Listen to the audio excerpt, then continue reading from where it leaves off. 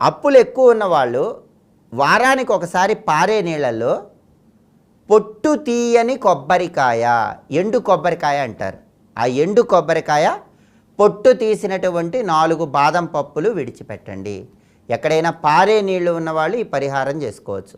పారే నీళ్ళు ఉన్నవాళ్ళు వారానికి ఒకసారి, వీలైతే మంగళవారం రోజే పొట్టు తీయని ఎండు కొబ్బరికాయ, పొట్టు తీసిన 4 బాదం పప్పులు పారే నీళ్ళలో విడిచిపెట్టి నమస్కారం చేసుకుంటే మీ దోషాలు తగ్గిపోతే అప్పుల బాధ నుంచి బయటపడవచ్చు. అలాగే మొండి బాకీల సమస్యలు ఉన్న వాళ్ళు ఎవరైనా సరే, వ్యక్తుల్ని నమ్మి డబ్బులు ఇచ్చి ఆ డబ్బులు వసూలు కాక ఇబ్బందులు పడుతున్న వాళ్ళు ఎవరైనా సరే, ఇంట్లో వేణుగోపాలస్వామి ఫోటో పెట్టుకుని రోజు పటిక బెల్లం నైవేద్యం పెట్టండి. వేణుగోపాలస్వామి అంటే శ్రీకృష్ణ పరమాత్మ వేణువు ఊదుతూ ఉన్న ఫోటోని వేణుగోపాలస్వామి ఫోటో అంటారు. ఆ వేణుగోపాలస్వామి ఫోటో పూజా మందిరంలో పెట్టుకొని రోజు పటిక బెల్లం నైవేద్యం పెడుతూ ఉంటే మొండి బాకీలు తగ్గిపోతాయి.